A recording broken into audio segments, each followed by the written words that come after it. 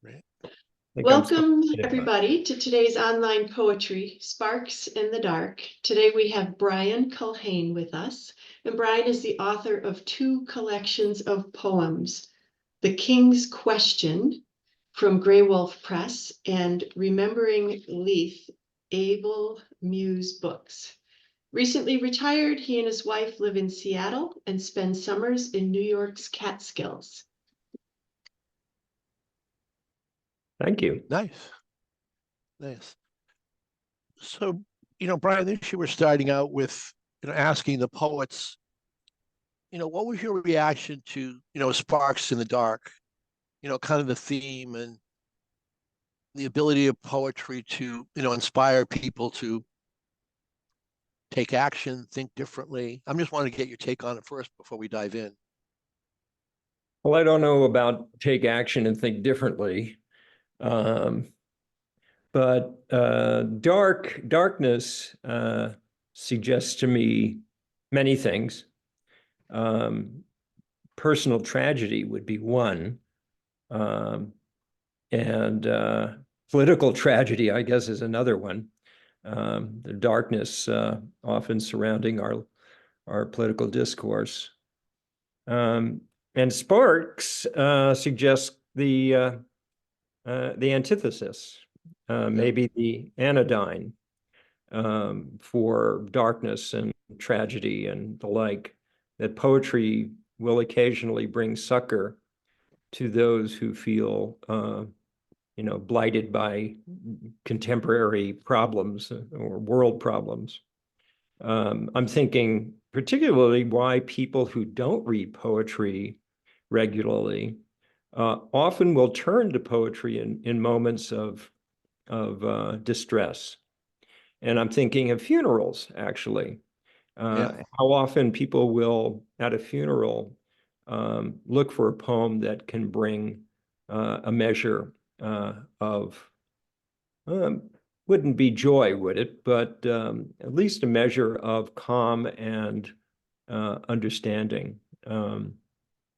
So I don't know, John, why would that be? So many people very intelligent people, very well-read people in book groups don't read poetry. I asked someone recently, well, why don't you read T.S. Eliot's 4 quartets? It's beautiful, it's short. You could do one quartet, one of them. And they said, well, we can't really do poetry because people don't understand it. If we live life not being able to participate because we didn't understand it, we would still be wearing the caveman suit with club. Hey, listen, I lived in Manhattan and I could never understand alternate side of the street parking. So there you go. Oh God, yeah. But it's a paradox, and I don't really see I don't understand the illogic of that. Why you would turn to poetry at certain critical moments and yet not make it a part of your daily life. Yeah, and I think my question wasn't phrased right. I think part of the sparks in the dark is to allow poetry to ignite something in you. And maybe it's that connection of, no, it is kind of a startling thing you said, that most people a lot of people turn to poetry in a time of distress, but don't make it part of their life. Otherwise, I find that poetry continues to guide me, instruct me, ask me questions. David White's, what's the question that won't go away? Yeah. Every time Rosemary, I'm afraid to read that because when I read that, then I really have to answer some questions. So, yeah, to me, poetry is, that great voice of the universe that keeps going. So I think part of the problem is that that poetry, let's say mid last century or so, or even earlier, the modernists, it swerved away from ordinary speech, as it often does over the history of English verse, and becomes more rarefied and more arcane, and thus more obscure. Whitman and Frost, there aren't many polysyllabic words. There aren't many allusions to prior literatures. And when you get to people like Eliot and Pound, suddenly it becomes like you need a PhD to read them, which is not true, by the way, but it seems like that.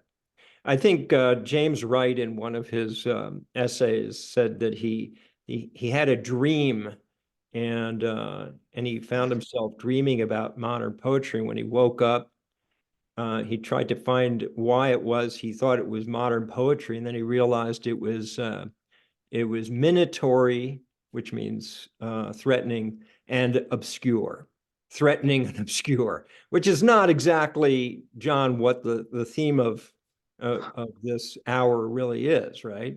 It's not poetry we turn to is not frightening and obscure, really, but it does have this, I guess, popular misconception that it is, right? Because James Wright was kind of being funny, right? Because his poetry is neither. That made me think of, there should be a joke. Two poets go into a bar and one says, I'll have a pint of whatever you said with a side of obscurity. Yeah. Yeah. See if you can serve that up for me. Yeah. Okay. Make mine on the rocks. Yeah. Yeah. On the rocks. Yeah. Listen. So great. No, this is fantastic. Share some poems with us, please. I'd like to read a couple of poems that I just wrote, actually. I've been thinking about aging, actually, as I get to be 70. And I also, as most people who write poems, love words. And I came across this word called floruit. And it's spelled exactly the way it sounds, floruit. And it means a period of flourishing. Oh. Okay. So this poem is a sonnet. It's called Floruit, and it goes like this. It's a sonnet, but I don't think it rhymes.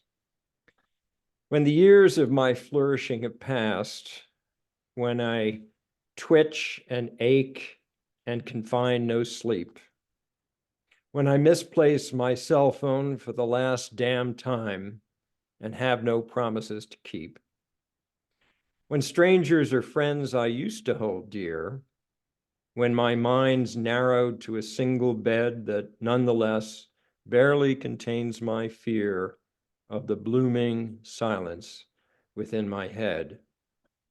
What final gestures left but to lie still and ponder light changing with the season, or watch flakes pile on the windowsill, loving you always, beyond all reason, when sunlight and snowfall no longer last, when the years of my flourishing have passed. Woo! Wow. So that was fun. I read that word in an essay by a poet I admire, Rachel Hadas, and I think I sent her the poem and she liked it. So that was fun. No, I like it. It's starts out wide and then starts to narrow down. No, very nice, very nice. I think I'm going to label you as the frightening and obscure section of our. Yeah, that's all good. Let's go. Kathy's been on a lot of calls. Kathy, we need more stuff that's frightening. Yeah. Note to poets, we want frightening poems. Yeah, that's right. That's right. No, that was really good. That was really. It's frightening enough to look at a blank page and try to summon up something that is worth filling it. I'll read you another one, which I also wrote within the past year, and I wrote it after reading a quote by Miles Davis, and he says, "Man, Sometimes it takes a long time to sound like yourself.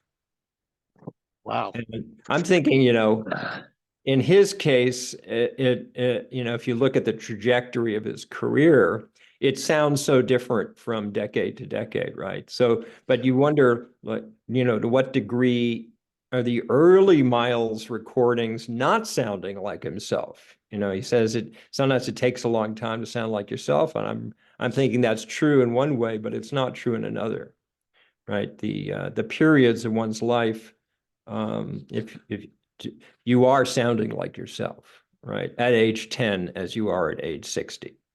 Anyway, so this is a poem I wrote, and it's titled Sounding Like Myself.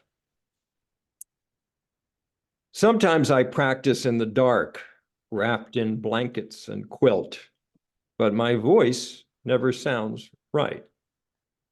I'll be staring at flashing lights, threading the ceiling's vastness, trying my best. My soul yawp barely stirs the terrier at my feet. Surely at this age, it should be easier to sound like the real me. Stammer, growl, grunt. I warm up, sure, hoping to align just once self with the self's truest sound. But what's left is a dry mouth. That can't really be my voice, can it? The ceiling flashes an answer. Practice, man. Practice in the dark. Dawn's dissonant awakenings sound too much like the dawn to be anything else. Trash can rattling down the street, tall elms soughing in wind, 5 a.m. train blowing its lonesome horn as it slows within a mile of home. Long time coming.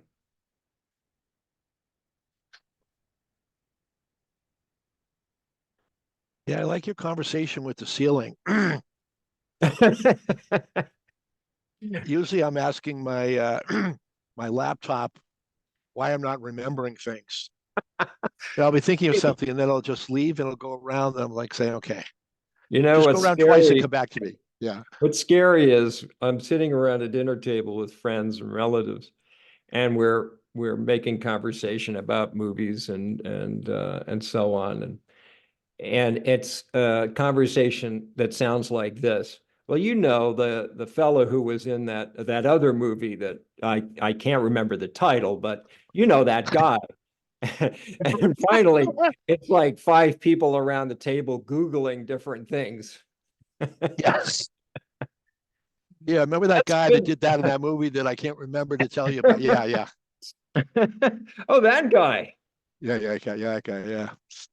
Um, Yeah, there we go. That's well, I'm 73, my wife's 71, so I think the 70s presents a vast new vista, most of which you may not want to visit, but it is there for you. Yeah.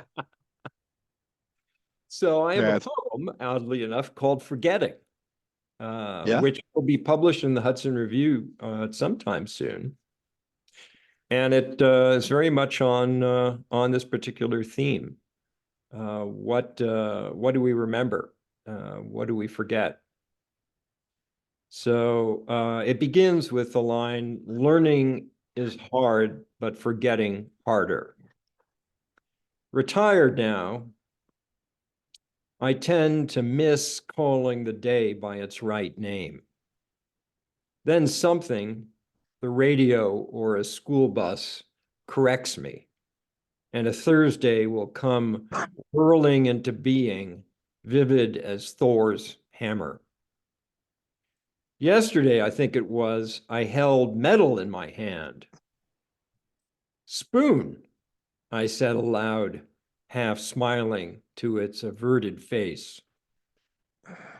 You've come a long way in life when you stand barefoot on a cold kitchen floor, looking at a spoon for an answer. I love this. I love this. This is yeah, Will likes it too. Will, I think your dad has been videoing me in my kitchen. I think that's what's happening here. I think it's talking to something and expect the whole thing is I don't know what I was the coffee pot was like making noises and I was wondering, should I sit and listen? Maybe there's like some hidden message in the dripping that yeah. Well, Kurt Vonnegut writes a book where all of human history, seen from outer space, is going to tell someone on Tralmaldafor, or whatever the name of the planet is, that the people who have crash landed on the moon need a particular spare part. So maybe the sounds of your coffee pot are adding to that. Yeah. That's it. Yeah. No, these are fantastic. It's very good. All age appropriate. I'm loving it. So so one of the things that aside from forgetting names, with that first poem, Floruit, I also have enjoyed learning new names, new words, and one of the things that, well, I'm very bad at geography, as my family can attest. And in fact, I tried to use a particular strategy in directions. I'm also horrible at directions. That I would, when driving, if I was driving somewhere and I didn't have recourse to Google Maps, I'd come to a crossroads and I'd have a feeling that I should go left, so I would go right. My intuition was going left, but I would outfox myself by going right. But unfortunately, after a few times, I guess my brain clicked and I should have gone left. My intuition was right.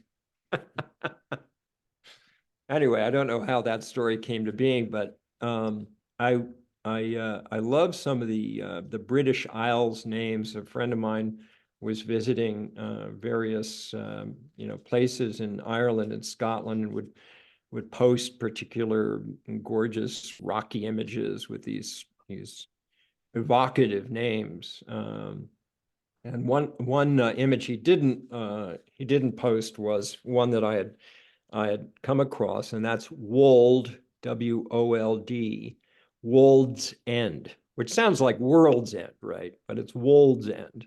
And I think it's an Old Norse word. And it got me to thinking about all the places that I don't have, I have not visited, but I just love the sound. So this is a poem called, I bet in Maine you have those amazing kind of Native American place names, right? well, there's Native American. There's like Lisbon and Paris. Yeah, there's all sorts of Lisbon. People came here. People came here, and they named cities after where they came from. So you had people immigrating. You had the French Canadians coming down. Yeah. So yeah, the names in Maine are, just the whole thing is just, Belfast. Like Belfast, you think Belfast Island? Belfast, Maine's like, has 4 bookstores. Belfast, Maine is like 25,000 people. Part of it is, yeah, when we first moved here, it's like, why are they calling a town Norway? Norway is 7,000 miles away. Yeah. Yeah, Maine has a naming problem. Yeah, there's no consistency. Okay, well, this poem is called Wold's End, and here it goes. It's written in quatrains. I don't know whether there are poets listening, but I don't. I guess it's a question of, the cart before the horse. Do you think of the subject of the poem first? Do you think of the sound of a poem, or a first line, the way Mandelstam said that he had the humming in his ear, that he could kind of hear the poem coming? Or do you think about the form, or maybe all three things coalesce together? That's not often the case. Some poets will choose a particular poetic form, like a villanelle, and try to write one. You know, if you're Shakespeare and you're in the middle of 102 sonnets and you want to write 103rd, you know, you're going to write a sonnet, right? Yeah. Anyway, I have no Lincolnshire wolds to return to, never having been, nor the church of Alvingham can I lay claim to as my own. The Irish seas break perpetually, but not for me. And Northampton is north of constant cold, Dulwich Wolds, Camberwell. So much of life's just words read or only heard about. So many names are just sound, mispronounced at that. Next to Tun, Dale, Mews, Foss, Hawthorns, Hawes, Blackthorns, Sloughs, I prize the steps of Malham Cove, though I've never stepped there. The world has place enough for love of things one cannot place. For watermill, towpath, weir, for dike, henge, fen, barrow.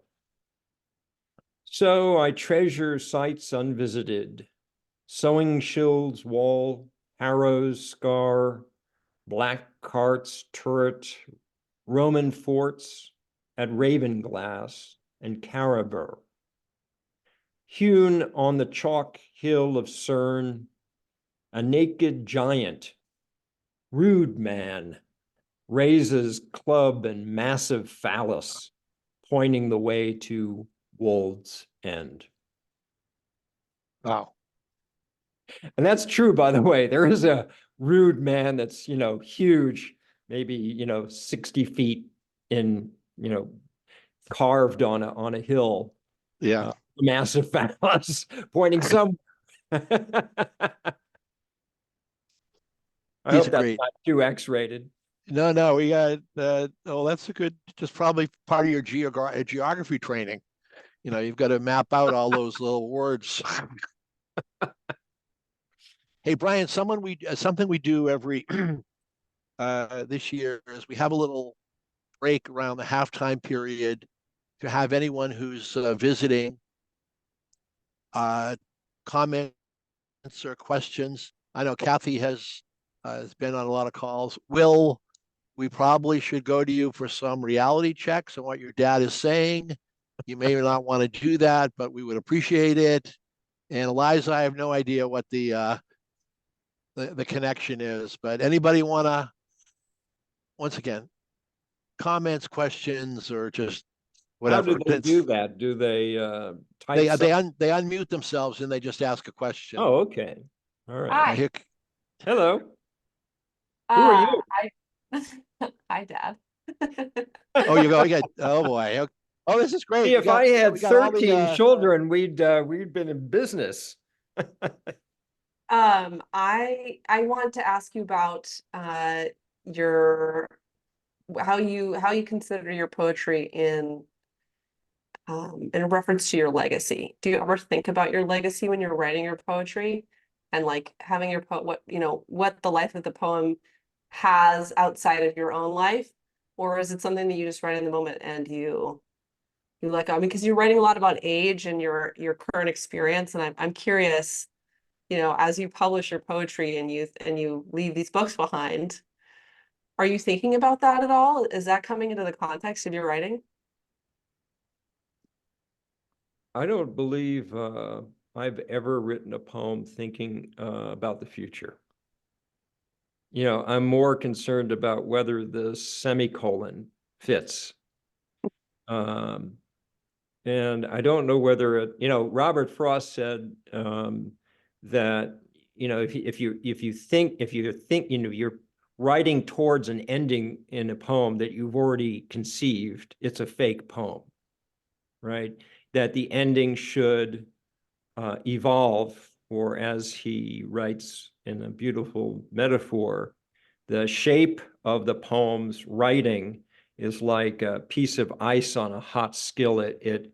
it rides on its own melting. So where it ends, you can't predetermine. And I think similarly, you can't, as a poet, write real poems, genuine poems, thinking that they might have a life outside of whatever you're doing right now. After they're published, you wonder, whether they're going to end up in, some bird cage getting the droppings of a sparrow. But I did write a poem. I am fascinated by this topic, not personally, but more in terms of literary history. Just the vagaries of the poetic job market, let's say. How certain poets drop out of the picture entirely, or are never recognized in their lifetime, and then become very well known, like Emily Dickinson, who published a handful of poems in newspapers and left this trove that her sister-in-law found and then eventually published. And now she's read in every classroom. And then a poet like Robert Lowell, who was, maybe the American poet in the 1950s, 60s, 70s.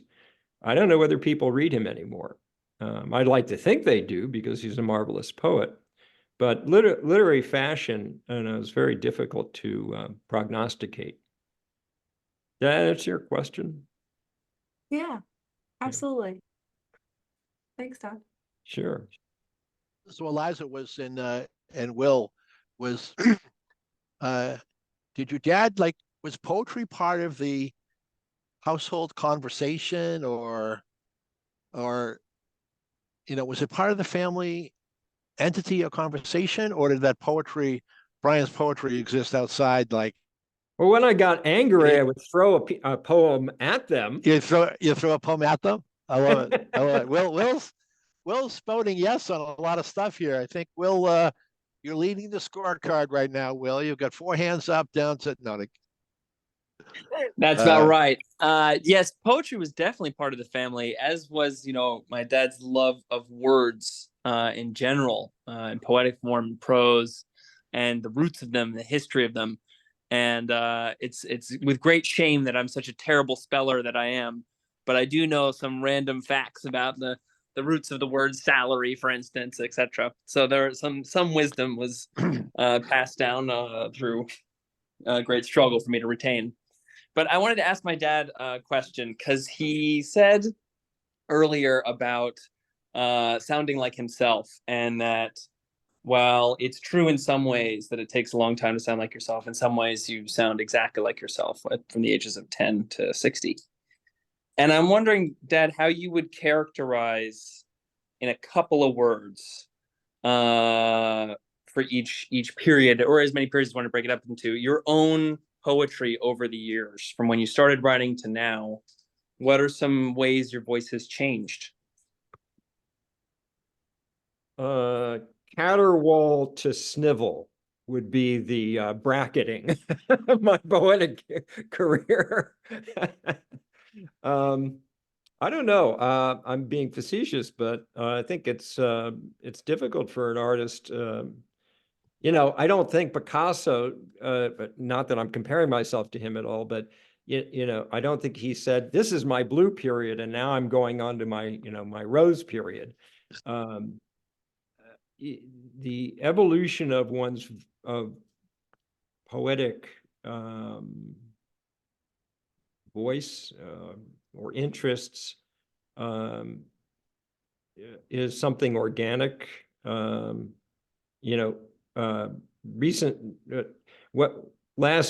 COVID, I wrote a book of poems that had a very strange non-Culhane style, where there were tercets that were that's my phone. I'm sorry, I should have turned that off. But that were unrhymed and basically unpunctuated. And I was going to read one But I'm going to show you what it kind of looked like. If you can look at it, is these Yeah. tiny little stanzas. Yeah. Sometimes only a line would fill a single, a line would be a single word. And I don't Yeah. know why COVID and the hermetic life that ensued, turned me toward this form and this strange set of stanzas. But it fit. Now, is that true to who I am? I started writing rhymed poetry when I was 15. And I was enamored with people like Anthony Hecht, again, someone I don't think is read much these days, who's a formalist and had these very ornate stanzas with intricate rhyme schemes. I was fascinated by that. And the kind of poems that I wrote over COVID are the opposite, the antipodes of that. So did that answer your? I'm not too sure whether that answered your question. I'll be no, it didn't. Okay. What are you gonna do, John? Yeah. This is our version of Poetic Family Feud.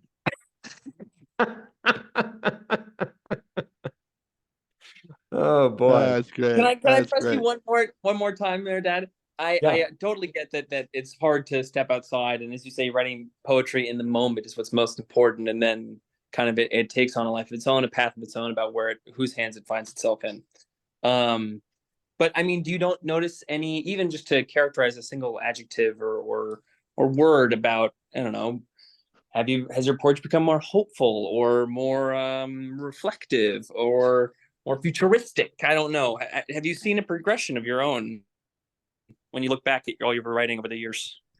Well, I think it was the 18th century literary critic and intellectual Addison, who said of John Milton that he saw the world through the spectacles of books. And that's pretty much how I would characterize my writing. I often see literature as a sounding board. And I feel like I'm in conversation with earlier poets. Maybe that doesn't answer your question either, but that's the best I can do. I love that. I love that though. That'll do. I love that answer. You better say that. John, this is the problem when you invite your kids onto your show. Yeah. Well, listen, we had the first year in Rosemary. You weren't on this one. We had a woman. I can't think of her name. I don't want to misname it. But she wrote poems for all these family members. And the poems that she didn't write for family members, there was a building animosity. Why did you write about Jane and not me? Why did you write about me, but in a disingenuous way? Yeah, we had 7 of the family members on, and I slowly was moving my chair back to in case there was an explosion on this. No, it was all good natured, but it was like, oh man, maybe you shouldn't invite our whole family here. This is not a good thing to air it out on a poetry hour. Yeah. Fun stuff. So do you have some more things? Are you going to read that one without the punctuation? Yeah, I could do that. Are you a Citizen Kane fan? Oh, absolutely. I haven't watched that in years. That's yeah. Orson Welles. Right. Age 25, I think. Yeah. But then he was like burned out by age 32 or so. I don't know what he was. To end your career doing cigar commercials, that's a tough trajectory. Yeah. Citizen Kane. Yeah, Citizen Kane. What is it? Rosewood? Was that the? No, it's Rosebud. Yeah. That was an epic. Yeah.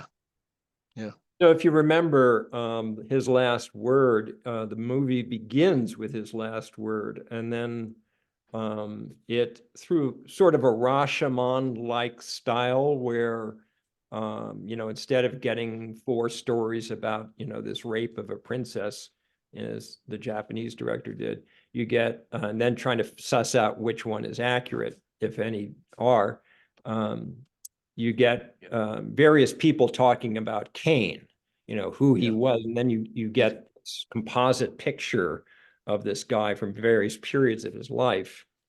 But no one can, you know, understand, no one sheds any light on his last word, which is Rosebud. Yeah. Until the very end. And if you remember, Rosebud was the name of his sled. Yeah, the sled that was.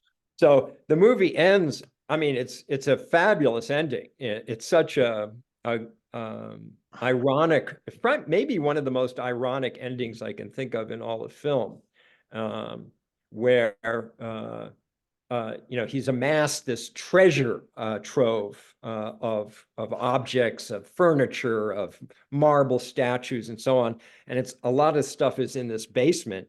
And as he's dead, they're kind of chucking the junk on this pile to be burned. And then somebody grabs this old sled and throws it on, and the camera zooms in, and that's the name Rosebud on it. Yeah. Which says something about the frailty of human ambition and hopes, right? And also of childhood dreams, because that was the only time he was actually happy in his life, I think. Anyway, back to this poem. So this is called Rosebud, I Shall Whisper. How wondrous to expire like that, murmuring a riddle to eternity. Rose bad, rose bub, rose bulb. Just what did he say just now, huh? Oh, Lord of the nearly dearly departed, grant me at the end neither pity nor terror, but allow in the shuttered sick room some artifact of lost beatitude, say a child's snow globe, symbol of what long ago appeared breathtaking, mystical, profound. The glassy sphere denying all misunderstandings, mistakes, misalliances, and all the ludic extravagances entertained in the course of a wayward life. To be shaken, turned upside down, until my hand, like Caine's, opens its tiny blizzard, the last happiness. And if you recall, Caine drops a snow globe at the very beginning on his deathbed. You know, he kind of drops this thing and it rolls on the floor, and the nurse comes over. Yeah. I'm gonna have to watch that again now. A lot of great images. Yeah. Yeah. It's an amazing film. I don't know about you, but I am enamored. Well, I was enamored until season 4 with the streaming show Billions.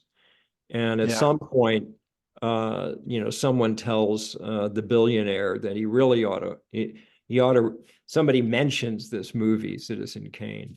And yeah, oh, you haven't seen it, you really should. And so he has this in his own screening room, you know, and it begins and he's watching the opening, you know, it's very dark and it's black and white, and the camera goes through the fence and sees the light up in the tower. And at that point, somebody comes in and says something about a stock market, and he turns the film off and moves away.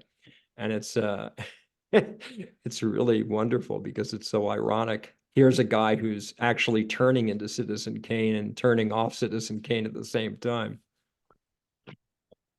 Yeah, we watched that for a while. It got, all these shows get too I don't know.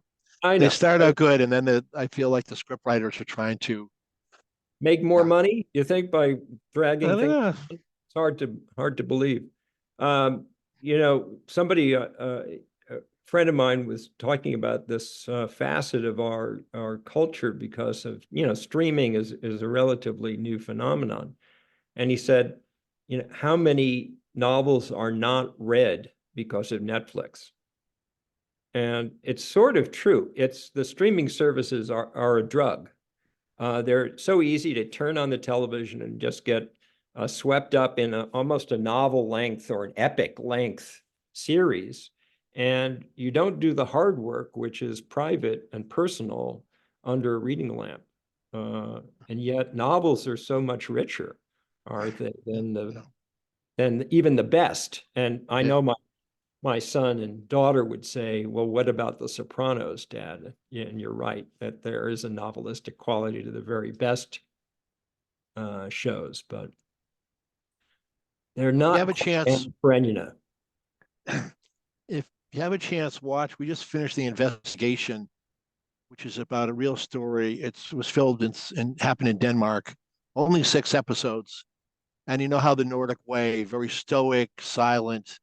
Yep. But I will tell you, the silences and the facial expressions just keep building. The episode 6, it just it's great. 6 episodes. I'm a fan of Nordic noir, and The Investigation. The Investigation is it's on Max. It's on Max or HBO, whatever you used to call HBO, whatever their name is now. Yeah. So, looks like it's just you and me, Brian. We're repelling guests at an extraordinary rate today. That's kind of the story of my career as a reader. I read in front of an audience, and pretty soon I'm just talking to myself. But I think Kathy was on her phone, and then your kids were here. So, so no, we got another 15 minutes. So, if you want to share some more poems, that would be great, or just commentary about poets. It's been, part of this has really kind of morphed into a poetry conversation with reading. And it used to start out that it was just, hey, you should read 10 poems. So it's much more of a conversation, which I love. It's very engaging and So, well, let me ask you a question. What poem or poet do you turn to when you feel gloomy about life? If I'm being indecisive, I go to Mary Oliver's The Journey. I don't know. I know her name. I have not read her. I'll send you The Journey, and then this guy Roger Houston did a 9-page story, like analysis of it. It's like you know what you had to do and began. Yeah, it's like, right, it's time to begin. The first line, I read the first line, I want to run out of this room and run down the street. That poem and the poem is, I'll send it to you when we get off. Okay. What do you know what the first line is? Can you remember it? Wait, hold on. Let me go to my, 1 second here. Let's see. Well, first line is, go ahead. One day you finally knew what you had to do and began, though the voices around you kept shouting their bad advice. Yeah. I read that and I'm like, yeah. I am beginning, and get out of the way unless you want to get run over. No, I think I'll send you a couple of things. David White has a poem called Sometimes, and there's a line there about the question that won't go away. And every time I read that, it really makes me think about, what am I ignoring? What am I not thinking about? Where should I, so part of it is, then there's so many. Rilke, stay with the question. You stay with the question long enough, there's so many. For me is, I think for me it's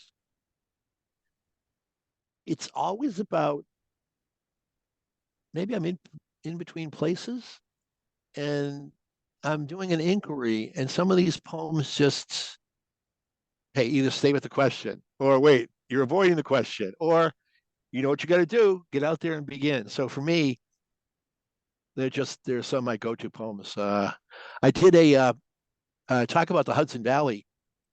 Went to Omega and did a week-long poetry retreat with 130 other people with Padre Kotuma, and which was really, really nice. and Rhinebeck. And yeah, that was fun. No, part of it is I feel like I don't read enough poetry. I'm still doing work, but no, I've got it. Yeah, the poetry thing. But the Mary Oliver, I'll send you that, and the write up, and it's quite impressive. Not both the poem and the write up. The end of the poem is you're. I'm translating. You're leaving the house that has imprisoned you, and you're going to go out into the. And the ending line. Forget about the first line. The ending line is, "Yeah, you're right. And if you try to stop me, you're in big trouble." Yeah. Yeah, yeah. Inspiring sparks in the dark. Yeah, yeah. So that's some of my favorite stuff. But no, I've got a bunch of books from people who read from us. Yeah, I just enjoy the artistry, the wordsmithing.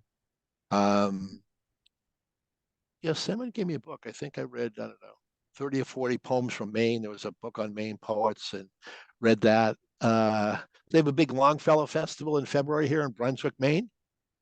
Yeah, also it's like 20 Longfellow events. And there was a Longfellow movie last year. I guess when I heard the bells, I went to the movie in town. That was yeah. When I heard the bells on Longfellow had Christmas a Day. very interesting life because I think he taught at Harvard, and I believe he translated Dante. Yeah, they also Harvard sent him over to Europe to basically bring books back. I think on one trip he brought back 5,000 books. And you know, so, it's a very interesting. If you look at the Harvard, this is a side note about the way our learning has changed.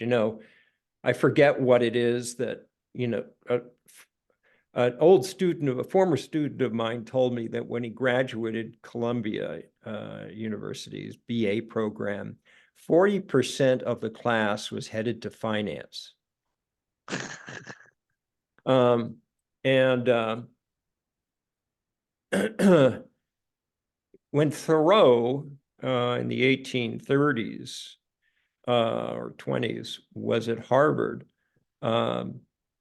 you look at the curriculum that he studied, and there was a math class there, maybe a science class here, but it was, this is after what secondary school, which was built on Latin and Greek, right? Yeah. So he already had Latin and Greek, but he had then 4 more years of Latin and Greek, and he had 4 years of Italian and 3 years of French and 2 years of German.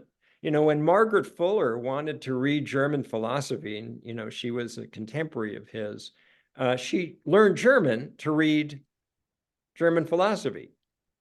Borges learned German to read Schopenhauer.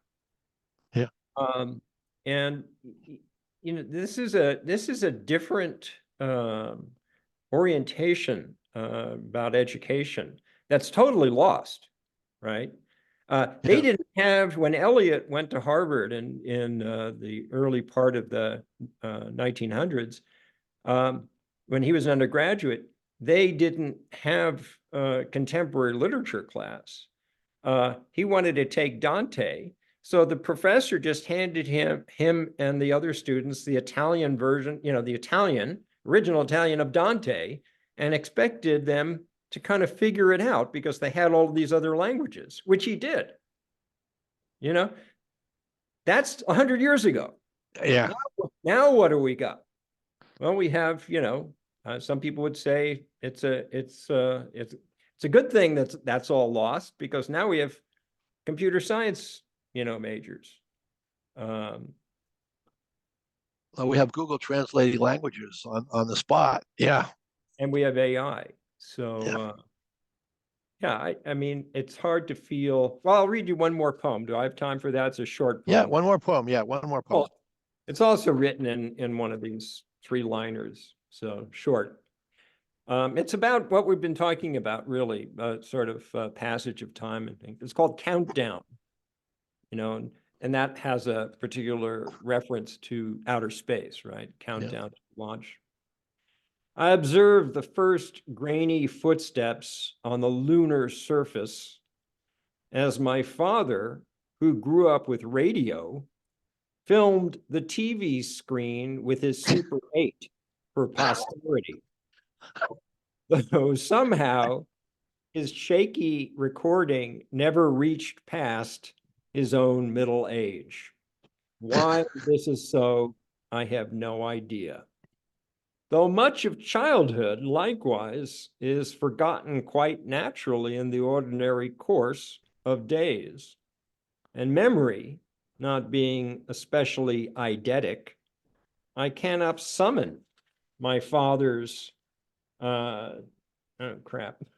expression when the module hatch opened and one white boot settled on the surface, though he must have looked happy or gratified or patriotic, or possibly he was thinking while the camera's cheap whirl played in his ear of the Iceman who climbed his tenement steps each week, holding a blurred block between tongs. Just a boy, he watched as that ice slowly disappeared around the century's corner. Wow. Because my dad actually was in the film business, and he was an animator at Disney's, but when he was a boy, he was in the animation business before sound. Yeah. He was born in 1908. Wow. And at the end of his life, he had a fairly long life, he was invited to Long Island. So he was there at the beginning of sound with music and sound. At the end of his life, he pressed a button in a technical college, and his drawings, the in-between, what it's called, the drawings between particular figures were connected by a computer. Yeah. Yeah. Wow. A lot of great stories. A lot of great stories. Now, this has been fascinating. You can see why I love the poetry hour. It's, no, it's just, listen. Yeah, someone else, we did this, and someone else, Elizabeth Sylvie, who's read it a few times, she did a reading down in Cape Cod somewhere, or Nantucket, and it was just a reading. She was at a podium. It was good, but it was like, it's, this is my criticism of poetry readings, is that it would be nice to chat about a poem with someone and then read it, just the way you are. It's much more fun. Yeah, we're doing something that may be of interest, and then we got to sign off, is we do this one poem, two poets. We've done it twice, usually with poets who know each other. So you would pick another poet and you would read that person's poem and then give the interpretation. Then the author would react to that or make some Take comments. a frying pan and hit you over the head with it. Yeah, it's like all the old cartoon stuff. Yeah, bring out the Roadrunner stuff. You understand nothing of my work, if you remember that. Yeah. No, I think it's Marshall McLuhan thing. Yeah. No, but it's been, and then I'm at the end of the tri-cornered hat, and no, it's been fascinating because the authors have a new perspective on their poem, because they're hearing someone else saying, wait a second, you were going this way, hey, I'm hearing something way over here about what the words are saying. That's another thing that's kind of in our skunk works. It's going to come out once we can make our podcast thing go the right way. No, good, all good. Brian, this has been so fantastic. Well, thank you for having me, John. Appreciate it. And I'm going to send you a bunch of poetry stuff. Please do. And you'll enjoy the Mary Oliver one. For me, there are times in my life where I just had to begin. And that's all I needed to do, and not listen to the voices inside my head. And that's really powerful. It's been powerful for me. So that's why I go back there whenever I Whenever I think I'm stuck, what does Mary Oliver have to do to kick me in the butt? I like to read Merwin. Late Merwin is Yeah? quite beautiful. Yeah, and I'll send you a couple of his late poems. Yeah, great. Well, thank you from New Mexico for sharing this hour. This has been very beautiful, very beautiful. No, this is exactly the way I like it. I like to see it unfold. Obviously, your kids just jumped off because they had enough of family history. Yeah. Dad, I asked you a question. You didn't get wait, Dad. Let me Dad, ask you a question. you only paid me $5 to watch. Yeah, I'm out of here. No, Eliza had another meeting to go to, so she had to jump off. So no, it's great. Listen, it's always great when people attend a reading for whatever reason is. So Rosemary, we are going to sign off. She may be at the front desk today, so I'll have to call her and have her sign off. And I'll send you some poets, and we'll stay in touch. Really, really fantastic. I love it. You can see I'm going to run out into the street now and run down the street. Well, I should, but my legs will not like that. So I'm going to just sit here for a while. Okay. All right. Take Bye-bye. care. Bye.